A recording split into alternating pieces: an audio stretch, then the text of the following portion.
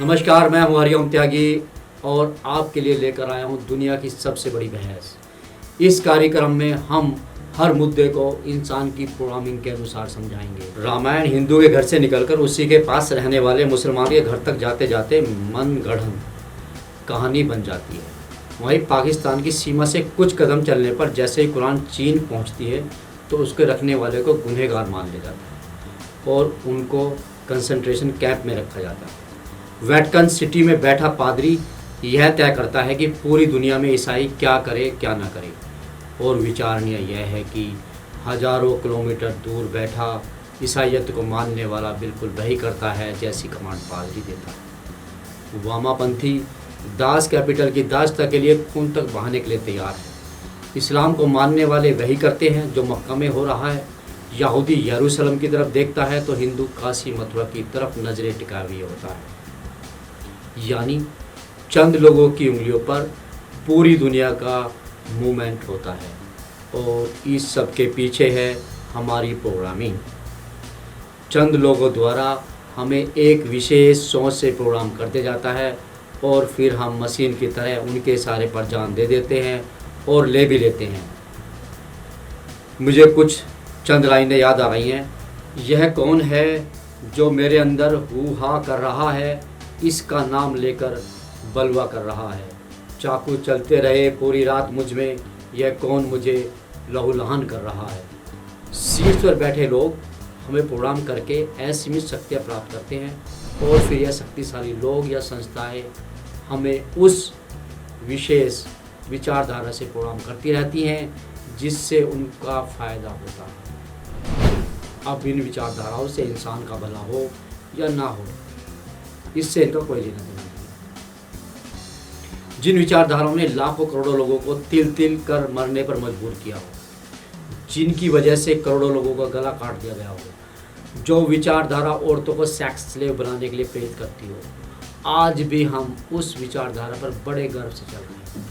और पिरामिड के टॉप पर बैठे लोग आज भी बेखौफ इस तरह की रक्त रंजित विचारधारा से हमें प्रोग्राम कर रहे हैं। और सैकड़ों वर्ष पुरानी गली सड़ी इन विचारधाराओं को दूसरों पर लादने के लिए हम कुछ भी करने से नहीं गुरेज करते। इसके लिए जेनोसाइड करना पड़े या फिर युद्ध, सब जायज मानते हैं।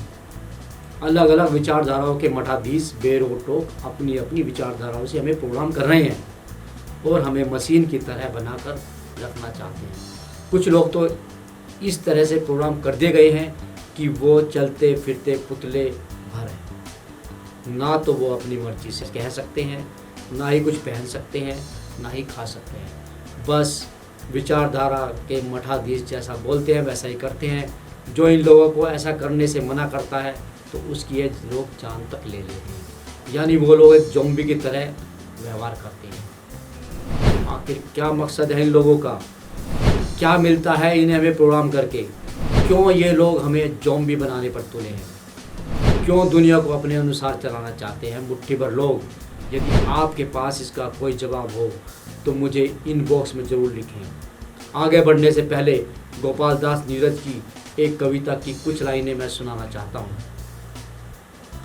अब तो मजहब कोई ऐसा भी चलाया जाए, अब तो मजहब कोई ऐसा भी चलाया जाए जिसमें इंसान को इंसान बनाया जाए, जिसकी खुशबू से महक जाए पड़ोसी का भी घर, फूल इस किस्म के हर सम्मत खिलाए जाएं।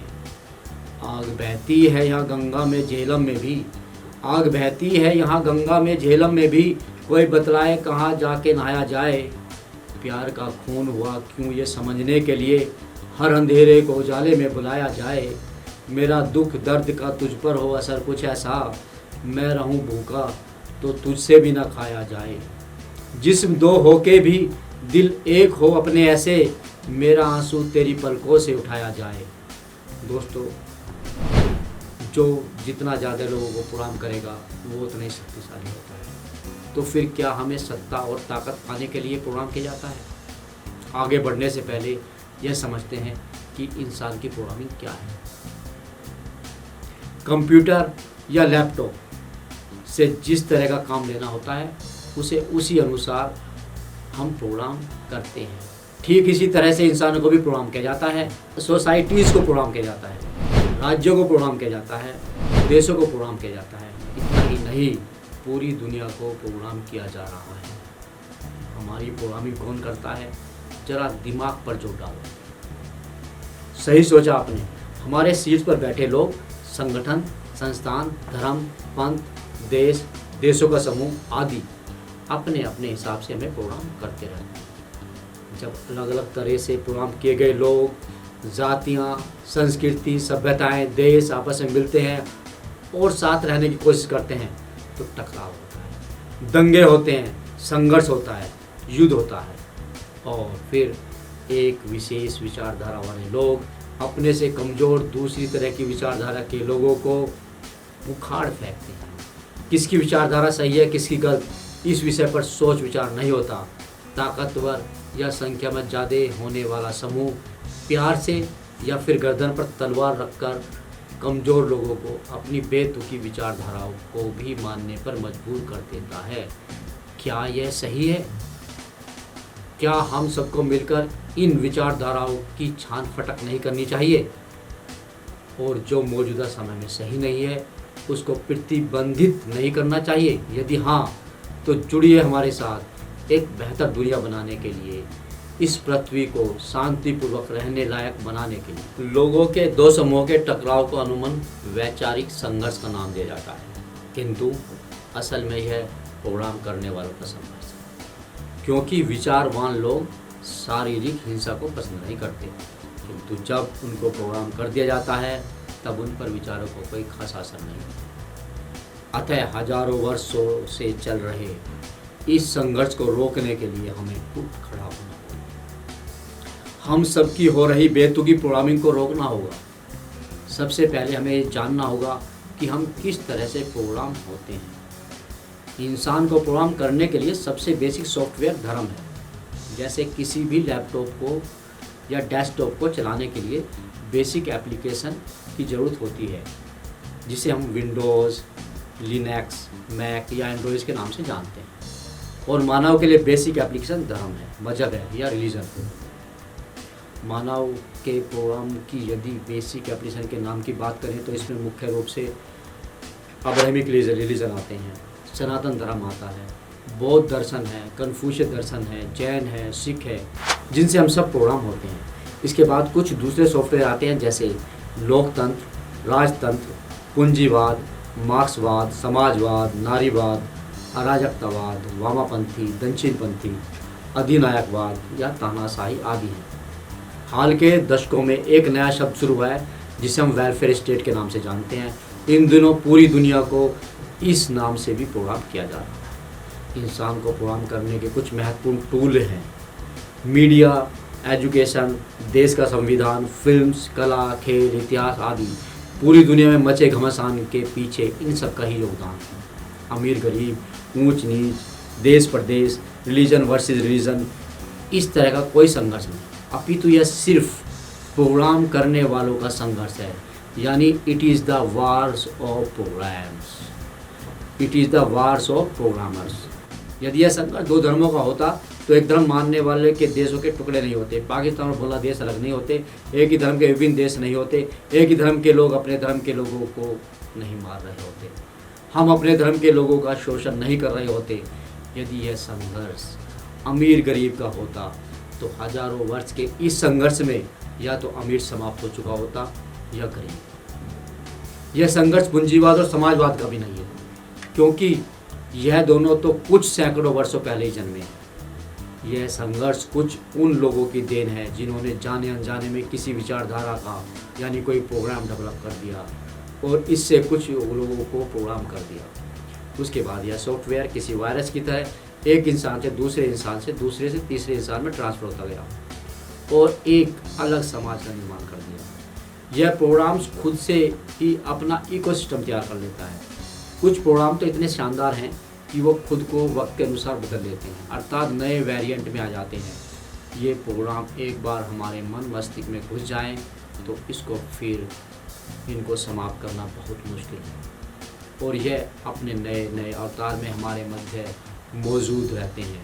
और जैसे किसी दूसरे प्रोग्राम से संचालित मानव हमारे सामने आता है तो हम अपने जैसे ही इंसानों के दुश्मन बन जाते हैं।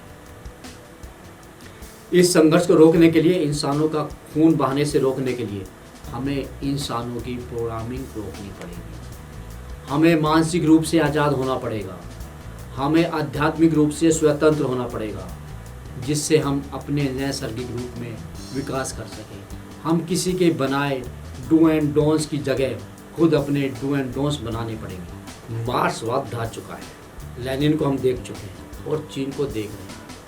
पूरा चीन आज कंसंट्रेशन कैंप बना दिया गया है।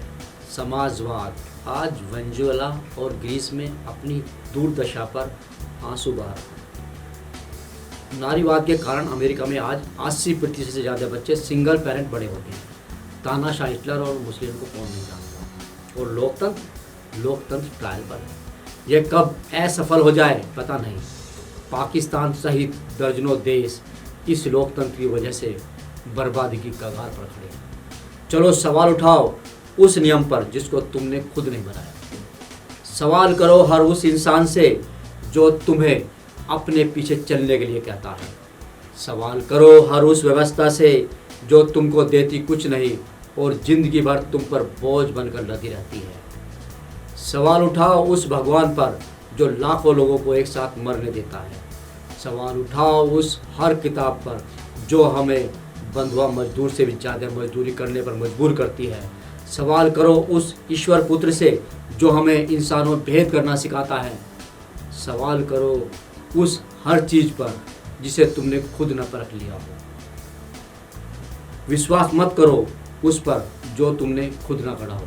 यदि हमें एक खूबसूरत दुनिया बनानी है तो इसकी कल्पना अपने हिसाब से करनी होगी, ना कि हजारों साल पहला पैदा हुए किसी ईश्वर पुत्र, पैगंबर या भगवान के अनुसार। यह तुम्हारा जीवन है, यह तुम्हारा संसार है, ना कि कुछ उन मुट्ठी भर लोगों का जो हमारे पूर्वजों के नाम पर हमें जानवरों की तरह हाँकते आ रहे हैं। हम सब के अंदर भगवान है। हम सब ईश्वर के मैसेंजर हैं। हम सब ईश्वर पुत्र हैं। या फिर कौन भगवान है, वह कैसा है, उससे हमें खुद महसूस करने दो। यदि कोई खुदा है तो हमें उससे सीधी बात करने दो। समाजवाद, नारीवाद, राजतंत्र, लोकतंत्र सबको परखेंगे। अब सब पर सवाल उठाएंगे, क्योंकि हमें इस खूबसूरत दुनिया को बदसूरत होने से बचाना है। इस बर्बाद होती मानव नस्ल को बचाना है। नफरत की फसल काटकर मुस्कान की खेती करनी है। दोस्तों, दुष्यंत कुमार की गज़ल है, हो गई है पीर पर्वत सी पिघलनी चाहिए, हो गई है पीर पर्वत सी पिघलनी चाहिए, इस हिमालय से कोई गंगा निकलनी चाहिए। आज यह दीवार पर्दों की तरह हिलने लगी, आज यह दीवार पर्दों की तरह हिलने लगी, शर्त लेकिन थी कि ये बुनियाद हिलनी चाहिए। हर सड़क पर, हर गली में, हर सड़क पर, हर गली में, हर नगर में, हर गांव में, हर सड़क पर, हर गली में, हर गांव, नगर में, हर गांव में हाथ लहराते हुए हर लाश चलनी चाहिए। सिर्फ हंगामा खड़ा करना मेरा मकसद नहीं, सिर्फ हंगामा खड़ा करना मेरा मकसद नहीं, सारी कोशिश है कि ये सूरत बदलनी चाहिए। मेरे सीने में ना सही, मेरे सीने में नहीं तो तेरे सीने में ही सही, मेरे सीने में नहीं तो तेरे सीने में ही सही। हो कहीं भी आग, हो कहीं भी आग, लेकिन आग जलनी चाहिए। दोस्तों, ये था हमारा प्रोग्राम दुनिया की सबसे बड़ी बहस, जिसमें हम आपसे चाहेंगे कि आप अपने इनपुट ज़रूर दें, आप अपने विचार ज़रूर रखें और इस दुनिया को कैसे खूबसूरत बनाया जा सकता है उस पर अपनी राय ज़रूर दें। जय हिंद, नमस्कार।